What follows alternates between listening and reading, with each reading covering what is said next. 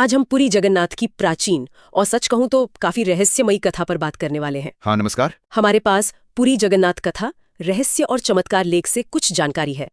भगवान जगन्नाथ, उनकी वो लकड़ी की मूर्तियां और उनसे जुड़ी जो अनोखी परंपराएं हैं, उन पर थोड़ा गौर करेंगे। बिल्कुल। तो चलिए सीधे मुद्दे पर आते हैं। मतलब सबसे बड़ा सवाल शायद यही है कि भगवान की मूर्तियां लकड़ी की क्यों हैं और उन्हें बदलने की जरूरत क्यों पड़ती है। सही सवाल।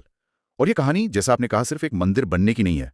ये तो आस्था, गहरे रहस्य और भगवान के एक बहुत ही, कह सकते हैं, अनोखे स्वरूप की कहानी है। और सबसे अजीब बात शायद यही है, जैसा आपने इशारा किया, कि मूर्तियां धातु या पत्थर की नहीं बल्कि नीम की लकड़ी की हैं।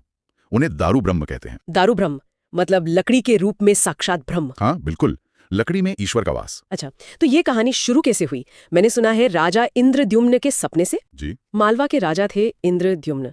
उन्हें भगवान विष्णु ने सपने में दर्शन दिए नील माधव रूप में और कहा कि वो उनकी सेवा करें। अच्छा। राजा ने खोज शुरू की, पर जब तक वो उस जगह पहुंचे जहां नील माधव थे, वो अदृश्य हो गए। अरे, मतलब दर्शन नहीं हुए? नहीं, उस वक्त नहीं। यहीं से रहस्य और गहरा होता है। भगवान फिर से राजा के सपने में आए। दोबारा? अच्छा, फिर क्या कहा? उन्होंने बताया कि वो अब समुद्र में एक खास लकड़ी के लट्ठे के रूप में मिलेंगे, वही दारू ब्रह्मा, और उसी दिव्य लकड़ी से मूर्तियां बननी थी। क्या बात है, मतलब भगवान ने खुद ही रास्ता दिखाया। हाँ, एक तरह से प्रकृति के जरिए। और फिर लकड़ी मिल गई आसानी से? लकड़ी तो मिल गई, दिव्य लक्षणों वाली, पर उसे कोई काट या तराश नहीं पा रहा था।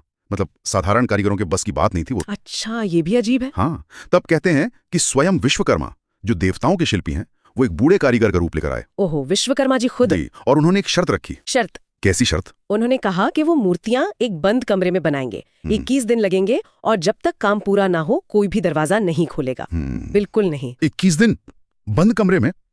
राजा मान गए, लेकिन रानी गुंडीचा थी, वो थोड़ी अधीर हो गई।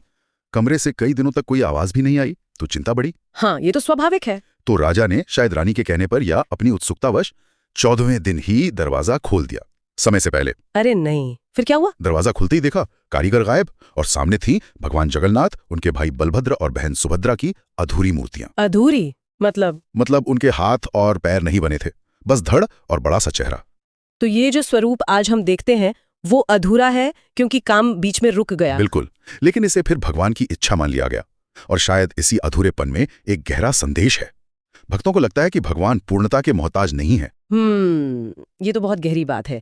जगन्नाथ मतलब जगत के नाथ कृष्ण जी, बलभद्र, बलराम जी और सुभद्रा उनकी बहन। जी, इन्हीं स्वरूपों की पूजा तब से शुरू हुई। और इन्हीं मूर्तियों से जुड़ी है वो विश्व प्रसिद्ध रथ यात्रा।